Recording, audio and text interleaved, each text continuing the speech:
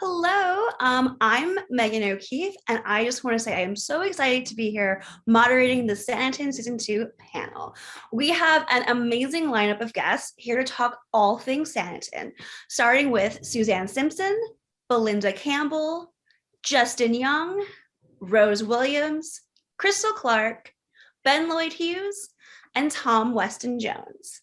I think the first question we all have for all of you guys is, how do you feel now that Sanditon season 2 is officially out in the world? It's been seen by fans. How are we feeling, guys? Very good. Yeah, very excited. Yeah.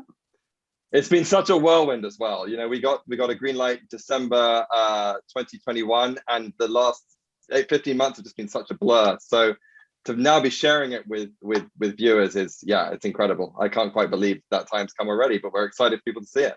Rose, I know when we spoke after the first season, you had told me that you had hoped that Charlotte would move on from her heartache and have adventures of her own and find love in a new way.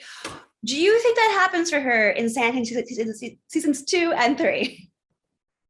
Yeah, absolutely. She's still, like, what I like to say about Charlotte is that she always had an open heart. She had an open heart for adventure, for experience, as we saw in the first season, and her heart was open and she found love. And although we've just all found out she goes through loss, her heart remains open and she still strives forward with the spirit of adventure. And I love that by the end of the first episode, she's gone out and found a means to start to navigate a path of independence. So absolutely.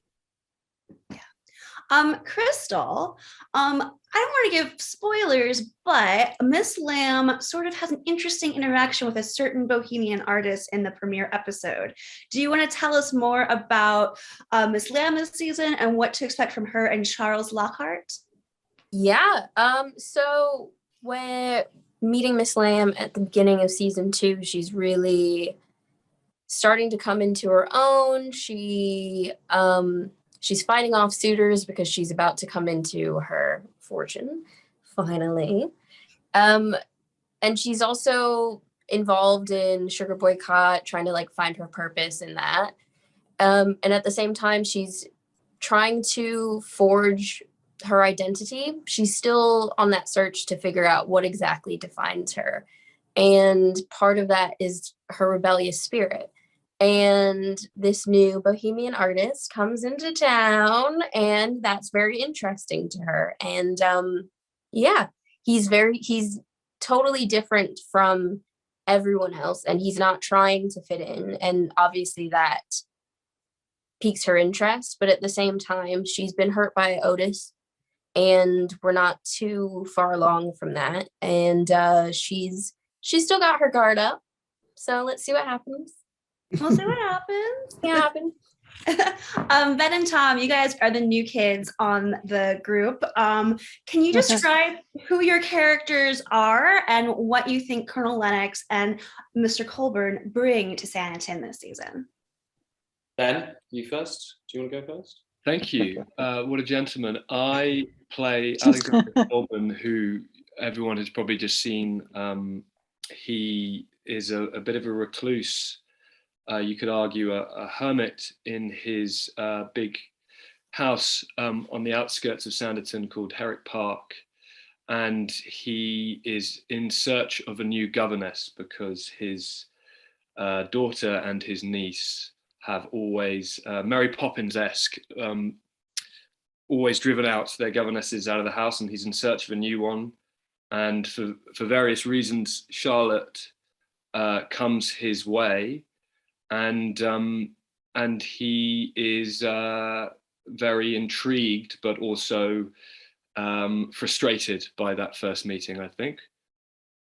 Monsieur Tom? Monsieur Tom, thank you, Ben. Monsieur Ben. Really, in terms of coming in the show, really, really enjoyed being welcomed in by everybody wholeheartedly. It's strange coming into something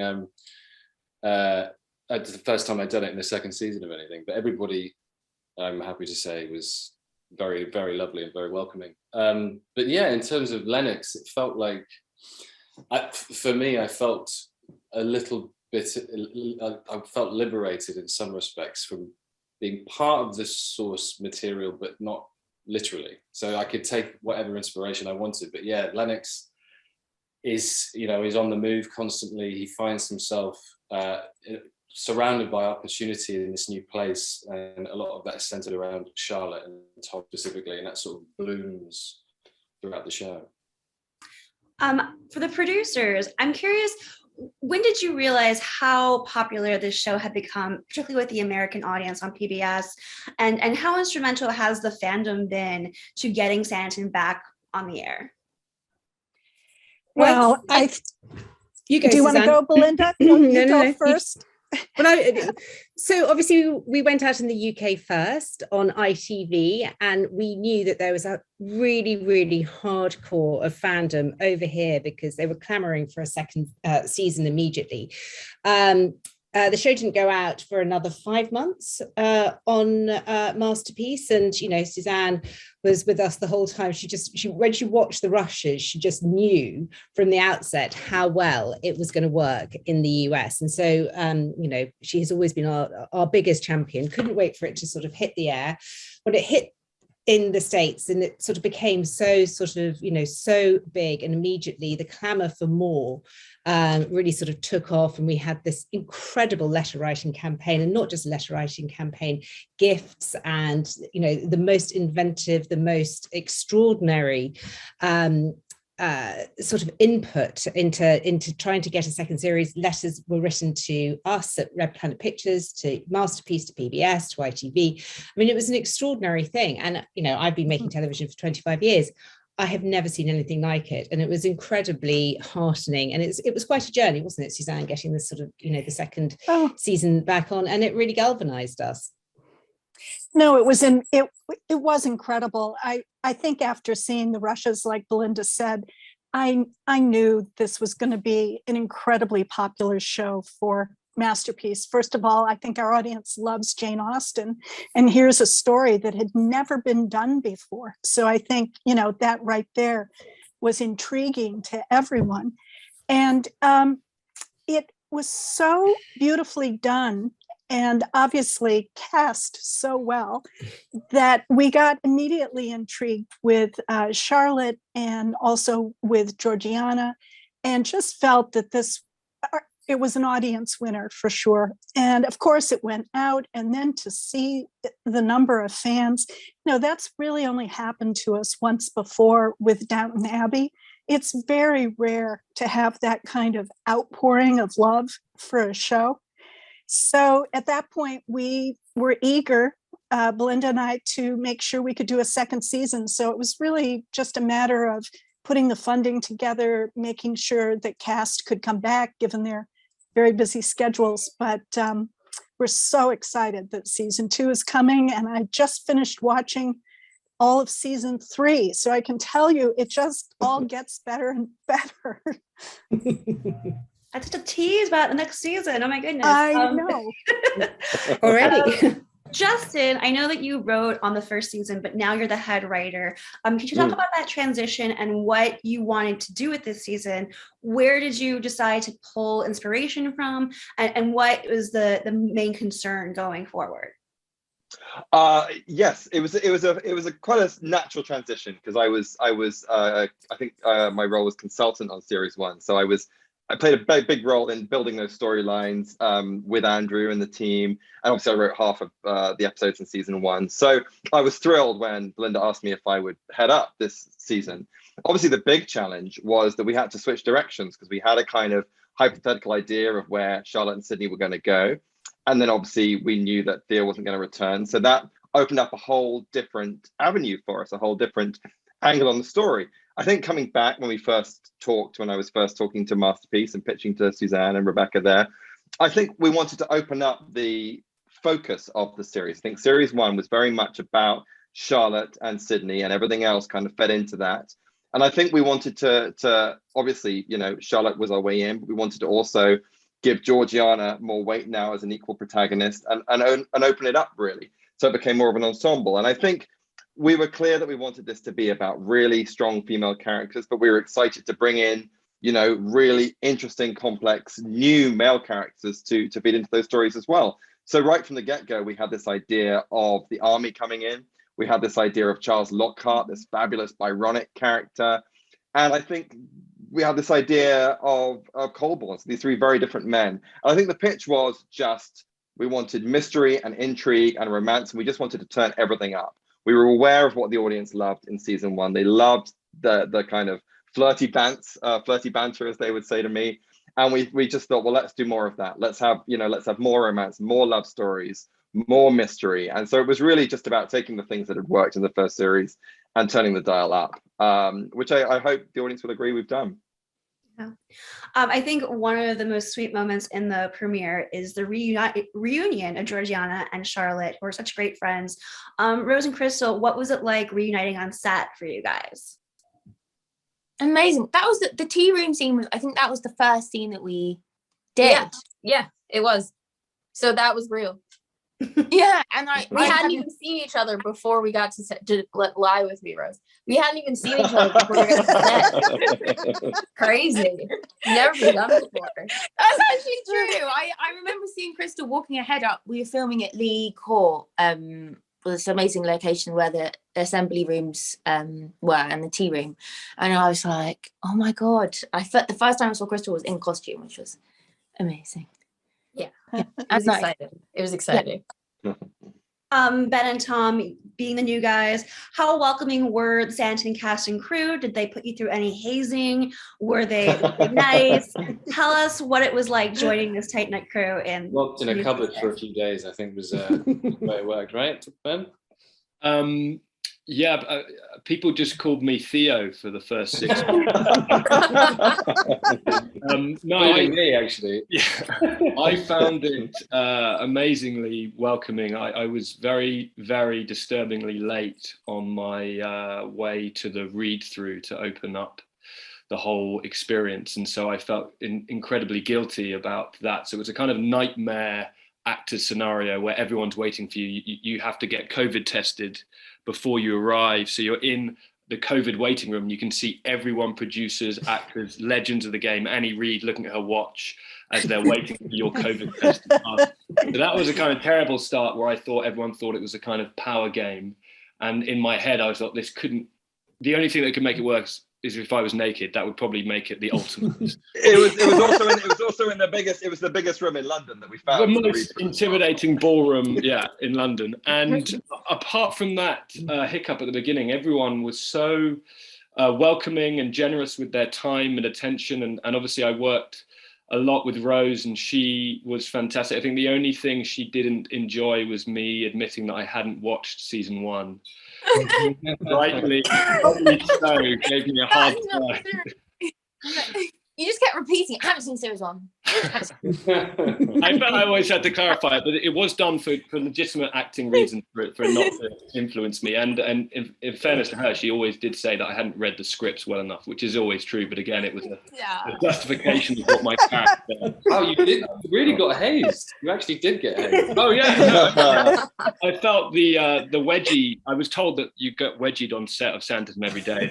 That I realised that wasn't true. But apart from that, it was all just by Rose. That was it. For the producers, the elephant in the room in the first episode is obviously Sydney's not back. He dies very early on. Are you at all nervous about whether or not the fans will still respond positively to this series going forward without that main character?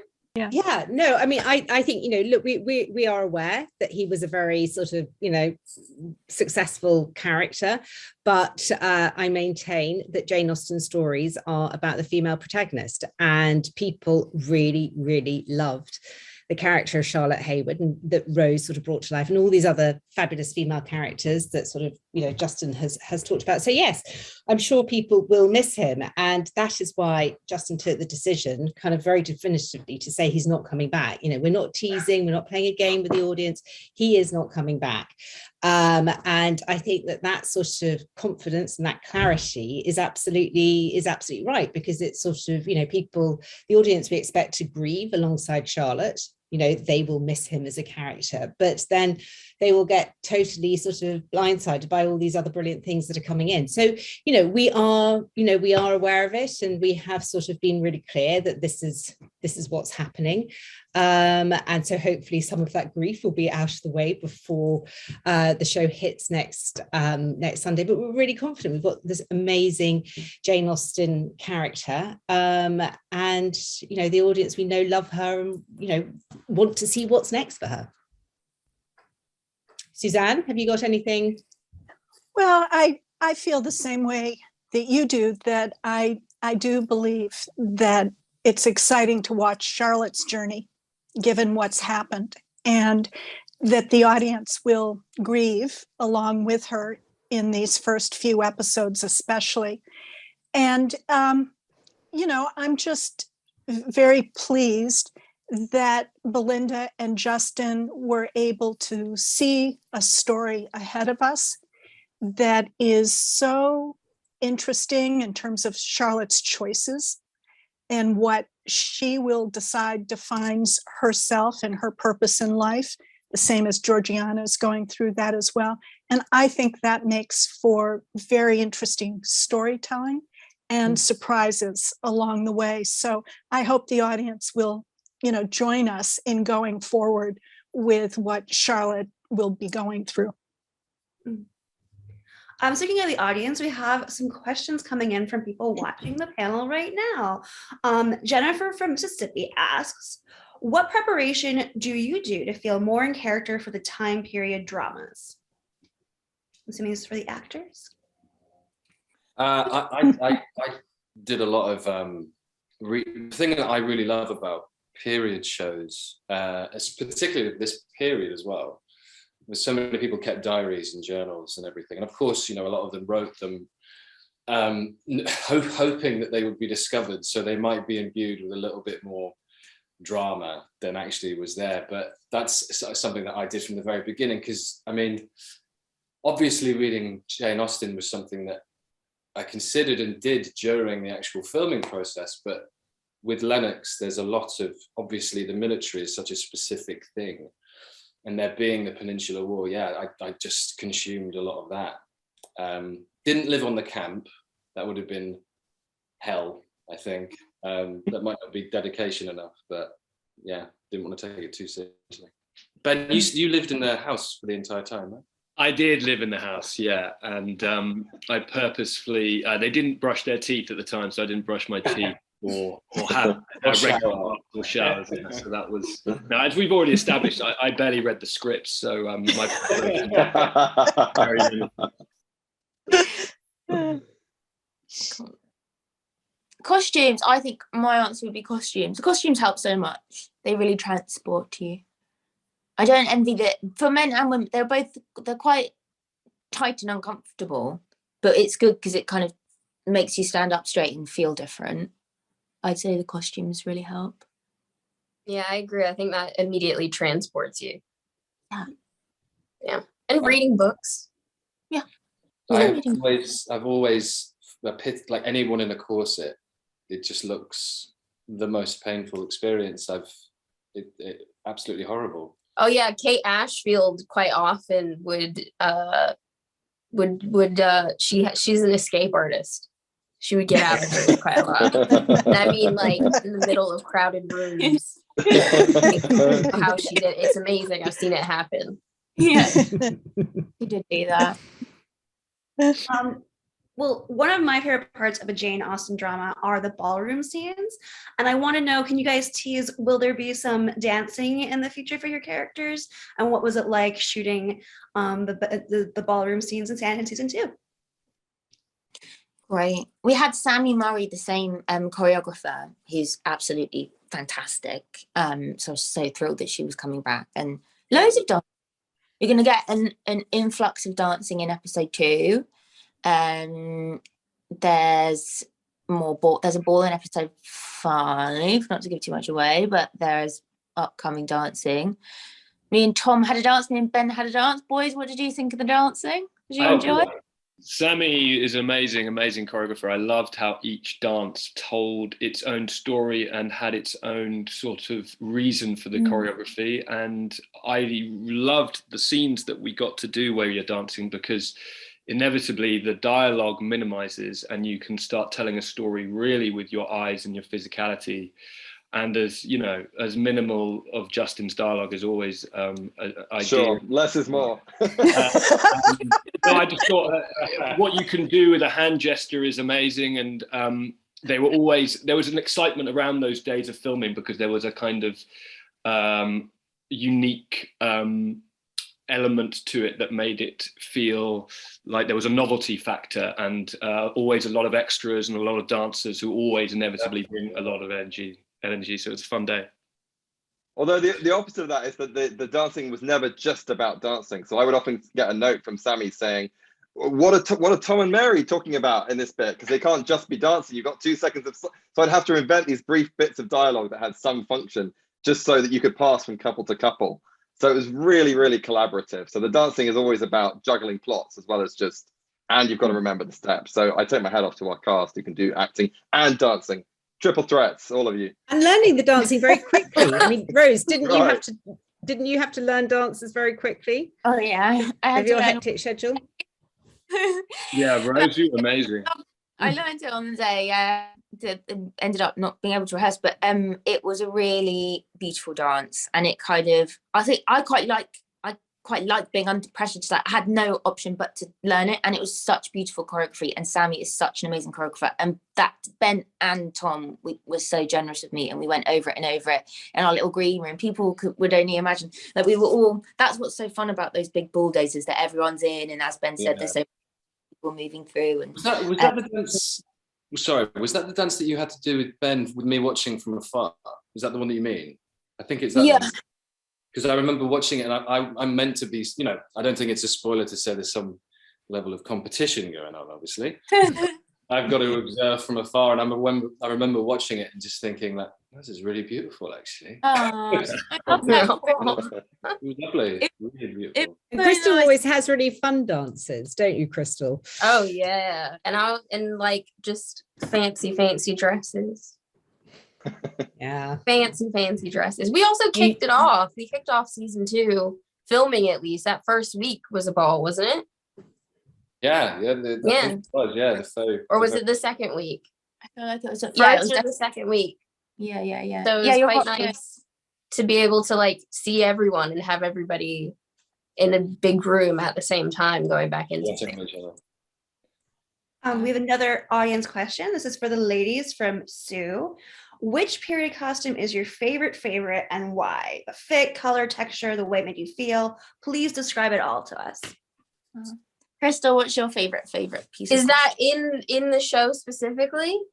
Yes. Yeah. Okay, good, because I don't know what my answer would have been otherwise. Let's see. I really liked. Oh no, because I think the problem is there's a lot of things I could say that would give things away.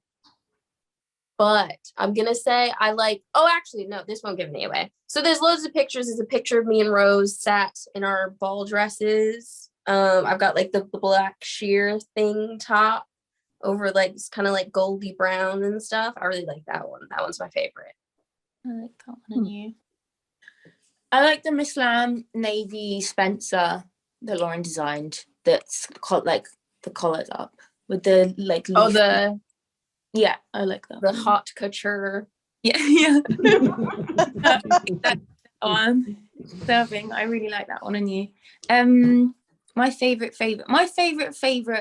from season 2 would be, again, it's in the promotional imagery, the teal coat that we see Charlotte in at the end of series 1, which she goes to her first her interview with Mr. Colburn, because it felt like a bridge between Charlotte it's nice to be asked about texture, because texture is so important. There's the sand, the kind of hero coat from series 1, which was this sand heavy coat we imagined that Charlotte brought from the farm, which I always felt connected to the character in that coat, because the texture and the feel and the colour felt very earthy like the farm, but it was quite fitted, which represented society in the town of Sanditon. So that was like the bridge coat. And then that kind of evolves in the second series, the same similar silhouette in this beautiful teal colour, which I feel represents Charlotte's mood and next chapter. So that's my favourite coat, the teal coat. It looks beautiful in the wind. Oh, thanks. Yeah, I love the weight and I love the long coats. I felt a bit cheated. I only had the one outfit. It's just the one red coat. You only needed one outfit, Tom. I could have jazzed up I could have jazzed it up. I'm sure I could. Your eyes jazz it up. Well, for the boys, you guys get to do amazing things on horseback. I think one of the most iconic things about Austen Hero is him dashing up in a horse, and both of you guys get your equestrian moments in the first episode. Can you tell us about horseback riding on the show? Did your horses have names? Did you get along with the horses? Yeah, I think I had Vanderval was mine. Weird name, beautiful horse. I don't know much else about him beyond that. But yeah, I've done a fair amount of it before.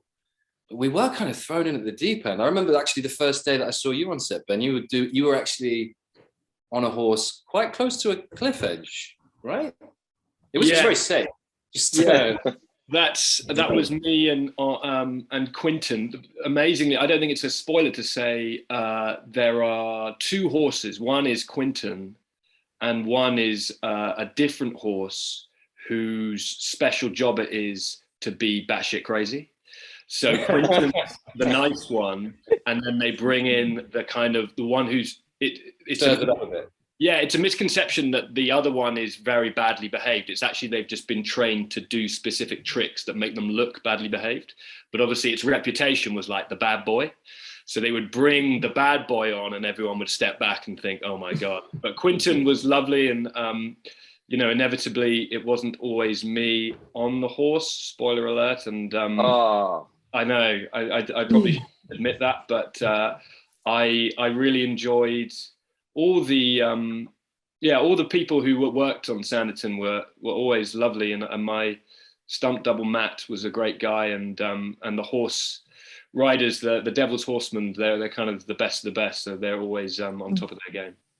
Although Tom, you were often next to Frank Blake, who played Captain Fraser, who's from one of the great equestrian families of Ireland. His entire family were at the Olympics. Is that right? They were literally at the Olympics at the time. I mean, if you're going to make a captain look bad. Well, the mad thing is that sometimes I had a stunt double riding it for me, but I was Frank's stunt double. So if any time that makes sense. That makes sense. So just to the record.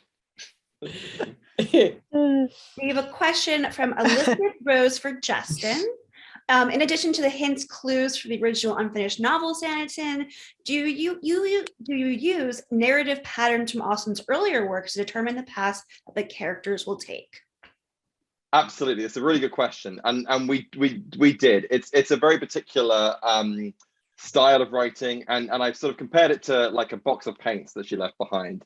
So the trick we wanted to play was that all of these characters and stories needed to feel Austen-esque, and our kind of we had advisors. We had the great Paula Byrne, who's written books. We had obviously Andrew Davies on our team. So we would run things past these fantastic experts that go, does this feel right? Do these characters feel Austen-esque? And they share DNA with certain Austen characters. And so we wanted them to feel like they might plausibly have been in her other novels. And there are certain moments in the series that if you're a real Janeite and you really know your work, you'll recognize certain structures, certain stories that feel familiar. But then the fun is we try to subvert them. So there are certain motifs, there are certain characteristics. And I think, again, you don't have to be a Jane Austen expert to enjoy our show, but I think you get it on different levels if you are. There are special little clues that if you know her life, you know her work. And I think the fun is as soon as a soldier gallops on screen in a Jane Austen adaptation, you've got certain preconceptions and you're going to go, well, we know soldiers, we know Colonel Brandon, but we also know Wickham, and there are all these characters, and where does this character sit in that canon? So we have this fantastic box of tools that we were, the whole series is our homage, our respectful homage to Jane. So yes, and we tried to repeat patterns. And of course, in the sisters, Jane had a wonderful sister of her own, Cassandra, and Sense and Sensibility and Pride and Prejudice. They're full of these wonderful textured sister relationships. So it felt like a no-brainer bringing in Charlotte and Alison together at the start of season 2. That just felt like, as soon as we realized we were bringing Alison, we all had the same question, which was, can they share a bed? Can we have scenes where they talk in bed? Because that felt like such a brilliantly Austen-y thing to do. So we had a conversation of, well, shouldn't she really be staying at the Colewards? We were like, no, because we want to have them in a bed so they can have talks together. And that was what that is. That felt like a proper Austen moment to have the sisters having that conversation. Well, speaking of which, what is everyone's favorite Jane Austen story that is not Sanditon? I love Persuasion, so that's one of my favorites, but I also love Sense and Sensibility and Pride and Prejudice. It's very hard. I love them all. Masterpiece at one point was able to show all 6 novels in one season.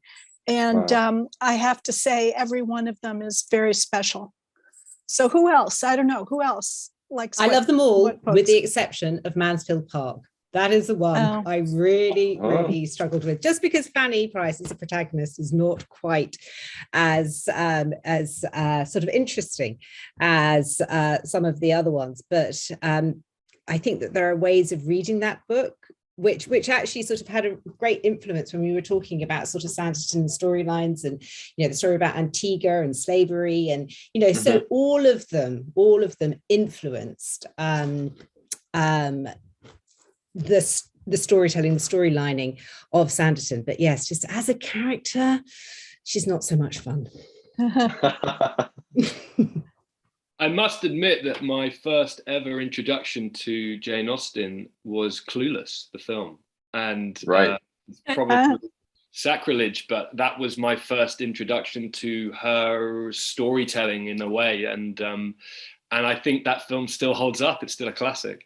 I literally watched it the other night. It's perfect. And Paula, our Austen expert, genuinely believes it's the best. I don't want to speak for her, but she believes it's the best Austen adaptation. You do too, Megan. Yeah, I think it's amazing. So yeah, my favorite Jane Austen is Clueless as well, Ben. We have another question. This is Maria from Colorado asks Rose, what do you imagine Charlotte's life was like during the previous 9 months? And how did that inform your character this season? Good question. I thought about that a lot. I think she was processing a broken heart, a bit of a calm down from her adventure, meeting the Parkers, meeting Miss Lamb, falling in love platonically and romantically with Sydney, processing this broken heart and being confronted with the what she perceived to be the monotony of the farm and the pressure to get married and the sensitivity of that subject. And me and Rosie had wonderful Rosie, who I actually saw today, guys. She's doing it. Yeah, we had brunch. It was cute. Oh, amazing.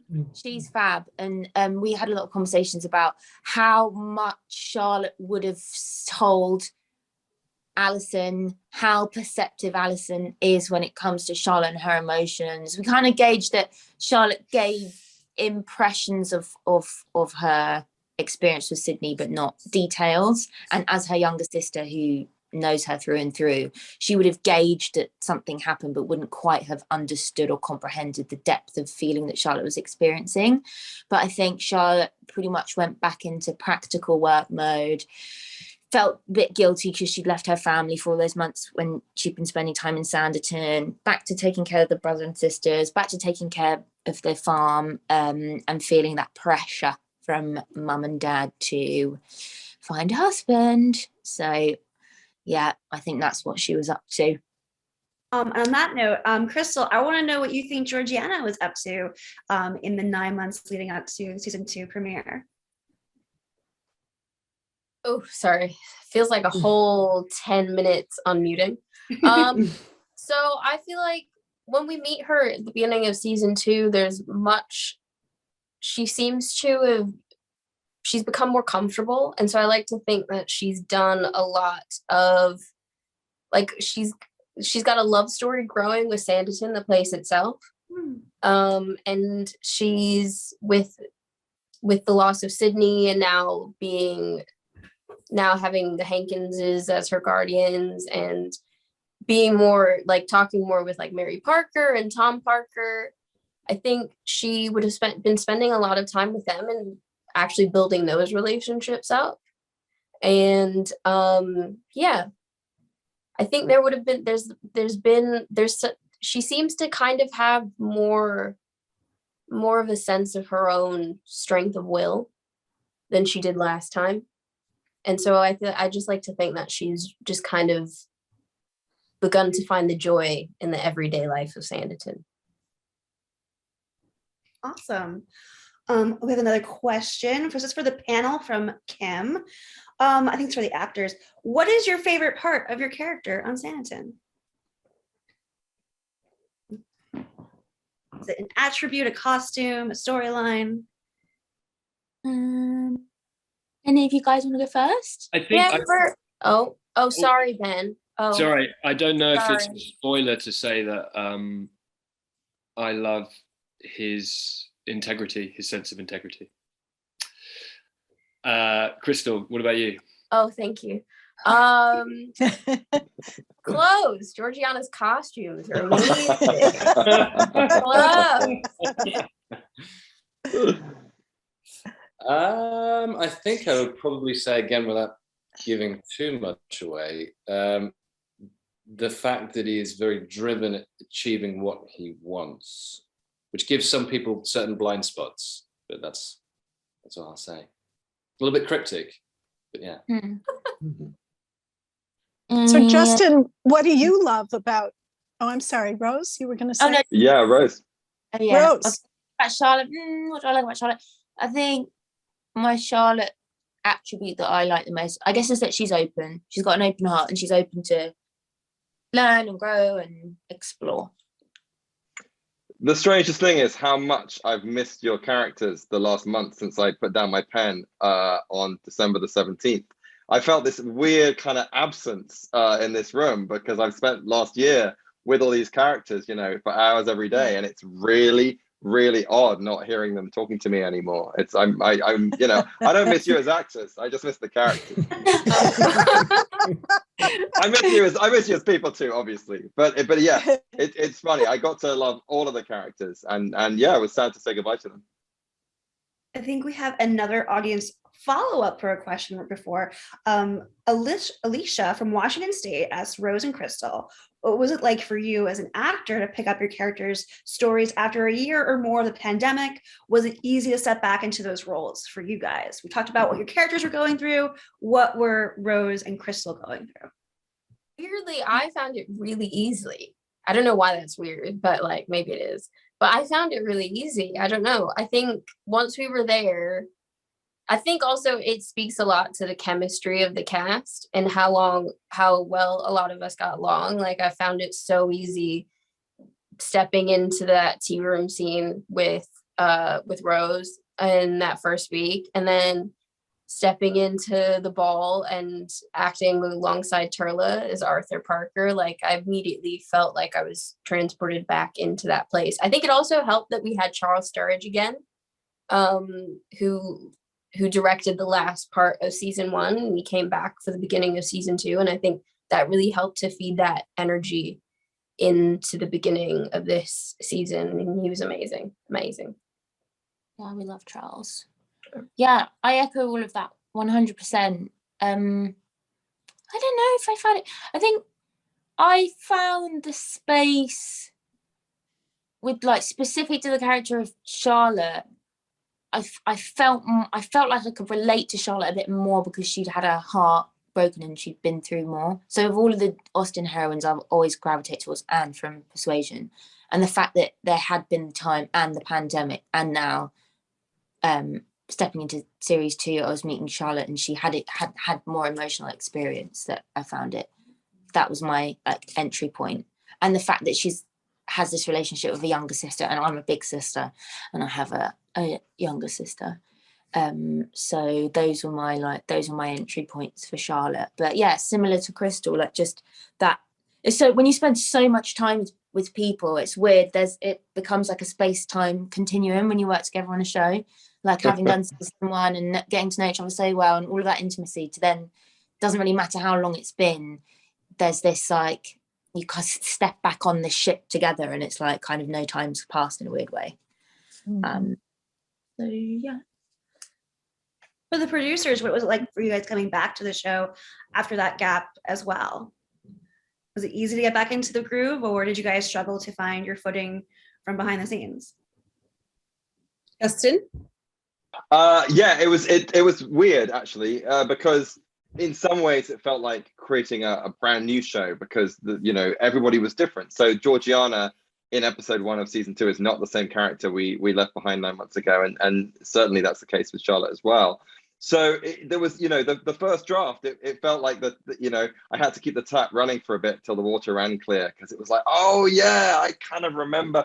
And it's such a specific way of writing dialogue, because it's sort of heightened. It's not very, very period dialogue, but it's not contemporary dialogue either. So it took me a while to get back into the rhythms, the cadences of speech. So yeah, it was strange. It was strange after such a long time, but it took, Belinda and I have been talking about it pretty much since season 1 aired. So it had been rattling around in my head. I'd never really let go. I mean, that's what I would say. It never really felt like it sort of ended in a right. Well, there was that time, wasn't there, between sort of, going out on ITV in 2019 and then going out in the US. But then after that, there was always the conversation. So we were always figuring out how to kind of get it back on air. And then when, we got the green light to go again, it was just, it was all incredibly full on, getting those scripts, those stories ready, the scripts written and the production sort of, so yeah, in a funny way, it never stopped. Yeah. No, it's true, because we had to go through a development period with the scripting to know that we wanted to move forward with the shows. So Belinda and Justin had to get up to speed very quickly to come up with some new ideas for season 2 and 3. And that was pretty unique for us. We don't normally greenlight 2 seasons at once. And but there was a feeling that we wanted to keep the cast together. And we really wanted to make sure that we could follow storylines across 2 seasons. So, I know it was a lot of work for Justin. It was a lot of work for everybody. For everybody. But it is remarkable. The whole show is quite remarkable. So well done, all of you. We have a fan follow-up for Justin. I don't know the fan's name, I apologize. But any characters you particularly enjoyed writing for, Justin? Any character storylines you are looking forward to fans seeing now that you can share Sanditon season 2? Is there Oh man, yeah, it's so funny because, as Suzanne said earlier, we're currently fine-tuning the end of season 3. So I've seen, I literally, every time I watch the final episode of season 3, I get emotional. I really do, because they all die and it's desperately sad. No, that's not what happens. But I get emotional for good reasons. So I'm excited about the whole journey, because the great privilege of the faith Suzanne put in us to do season 2 and 3 together meant that we could plot everything. And that was such a wonderful luxury as storytellers, was that it meant that there are pieces of the puzzle that we're putting into place in episode 1 of season 2 that pay off in the final episode of season 3. And that's rare and brilliant. So I really, really loved, I loved writing, as I say, for all of these characters, and I miss them. But I have a particular soft spot, forgive me guys, for Augusto and Leo, who are 2 new characters. And I just think the dynamic that they brought was so fantastic. And I think both young actors are really, really special.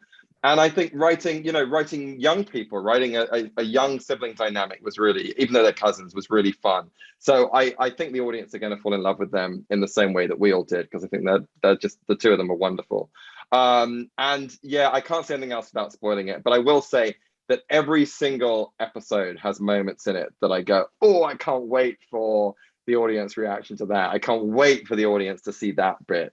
We've basically tried to stack it with good bits. That was our aim, was that every episode has some good bits in it. Hopefully it's all good, but we've got good bits, good moments. Yeah, you definitely do. Well, speaking of Augusta and Leo, I wanted to ask Ben and Rose, what was it like working with those young actors on set? Were the actresses a little less unruly than the girls are in the season 2 premiere? Oh my God, best crew ever, Herrick Park gang. Yeah, they were amazing. I mean, I was thinking how it was amazing working with someone like Flora, who it was her first ever job, and you're always reminded when you're working with someone like that, where every day for her was just uniquely exciting, and it was such a great reminder as an actor to cherish every day on set, because it is such a privilege, the job we do, and seeing it through her eyes reminded me to kind of eradicate all sense of lethargy and apathy and any sense of taking it for granted. And the same was absolutely true for Eloise, but I realized that she's actually got more credits than me, essentially. She's such a kind of force already as an experienced actress, that she's been there, seen it and got the t-shirt, and she's still so young. So the future is so bright for both of them. Yeah. Yeah. Tom, I'm curious. I know you made fun of the fact that you only have that one red coat, but you have like a crew of boys. You have a whole army regiment with you at all times. What was it like working with the other actors playing the soldiers? Do you keep in touch? Were there shenanigans? Oh, many shenanigans. Yeah. Frank and Maxim, we were we got on very, very, very well. I think that actually it was Frank, Maxim, and Rosie who just spent the majority of the shoot just hanging out together, goofing around. But no, we had great fun. I mean, despite being, I was about to say trapped, which we weren't trapped there, but stuck on a military camp in the middle of Wales when the weather wasn't particularly great and we didn't really have any weather cover. But no, it like any filming. When you're stuck in the middle of nowhere, you sort of bond through adversity, because the days are long, they're hard, and yeah, we got on really, really well, really, really well. We got another fan question. Oh, this is for Rose and Crystal from Eve. How does it feel to portray such strong characters that not only bring the time to life, but really discuss issues that relate to our contemporary problems as a society?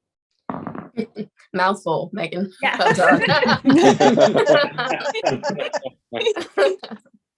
I mean, I think I'm going to say something super controversial. I don't actually normally watch period dramas. Like, when I turn on the TV, it's not the first thing that I know. I drop the biggest bomb. But when I do, it's usually something that, like this, has some element that provides a sort of mirror to the past. And yeah, I think it makes it, you learn so much about yourself and about history and about the things that we repeat. We always repeat it no matter what. And I think it just makes it there's a sort of comfort in that. There's a sort of comfort in knowing that and being able to, we had Sharon and Justin, you can help me out with his name is S.I. Martin. Yes, he's called Steve Martin, but Steve, he goes by S.I. Martin. We had them both as consultants. As Sharon was the Black History side for the US and Steve was the Black History side for the UK. And so it was really interesting being able to learn a lot through them, and also through Jane Austen advisor Paula, and also learn a lot through Paula. Because I mean, that's all you can do, is you can learn from history and then apply those things to the present as much as you can. But yeah, despite the fact that we're always probably going to repeat it. But anyway, Yeah, really well put, Crystal. I think the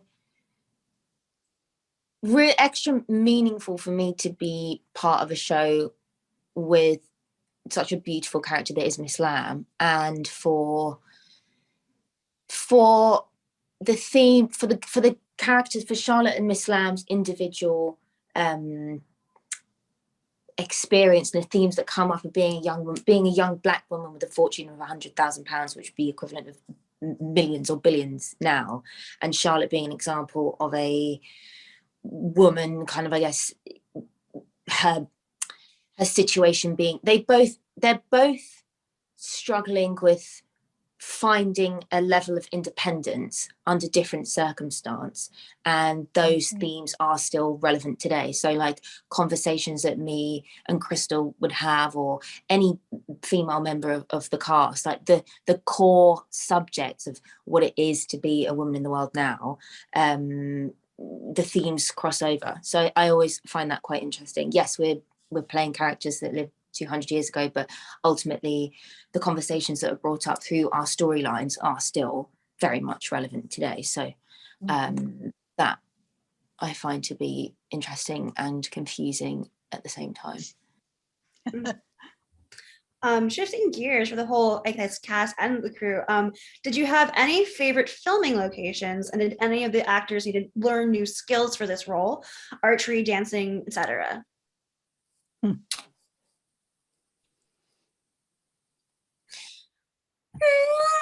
New skills. Miss Lamb, you rode a what's What it did I called? ride? You rode a carriage. You rode a buggy early on with great I mean, I skills. rode a carriage, you know, because You drove I didn't it. ride You drove it. I wasn't. No, it was I had a double.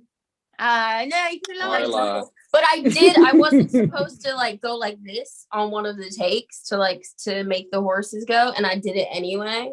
Very exciting. Did it. I was in the moment. But yeah, I think the bits of our new set that were built, that was my favorite filming location. Also because there was like not a lot of wind usually, and like I could go to like indoor plumbing, and we archery was a lot of fun. Rose had a really bad shoulder injury, so as ever she was just a complete trooper in battling on through kind of sheer pain and guts, and I thought it was really cool to learn a new skill. The only other thing I can think of is quill pen writing, but because I'm left-handed, it was just a complete disaster. I just smudged everything. I had something to that, Ben. I never even said this to you, but I noticed, because in the scene that you're writing and in the end of episode 1, I didn't actually say this out loud, but I could just see you writing BLH. yeah. And over again, like not with a sentence or anything, just BLH. It's my go-to doodle, which is BLH, which are my initials, or QPR, which is the football paper I had, and I thought it would just be funny. I think football fan. Colburn's a big QPR fan, and it's not a spoiler to say that he goes on to create Queen's Park Rangers, the football club. He's That's the entirety of season 3, isn't it? Yeah, we got that to look forward. Spoiler. A lot of very big shorts. Yeah. Spoiler, season 3 is just everyone dies and there's pro football. It's you're here first, guys. This has been a great conversation. I think we have time for maybe one last question, and I just want to ask everyone, if you could tease the rest of season 2 in one word or phrase, how would you do so for the fans out there? I would say nothing is certain. Nothing. I thought it was one. Or phrase. Got you. Sorry, Justin. That's okay. I would say unexpected, joyous escapism. Yeah. I would say saucy. In a word, saucy. I would say very saucy. Back off. I want my credit, Tom. Oh, I would say wind-swept melting pot. Oh, good. Ooh. Ben, you're not allowed to say QPR. I was about to say BLH. No, probably not. I guess fun. It's a lot of fun. Oh. I have to say it's very witty. And one of the things I love about Jane Austen is she is very funny in her observation of characters. So with everything else, it's also very witty. There you go. Well, Sanditon officially premieres on Masterpiece on PBS next Sunday, March 20th at 9/8 Central. And yeah, thank you guys so much for a great conversation. And I can't wait to have more conversations with the fans going forward. It was great. Thanks, Megan. Thanks, Megan. Thanks so Thanks, much. everyone.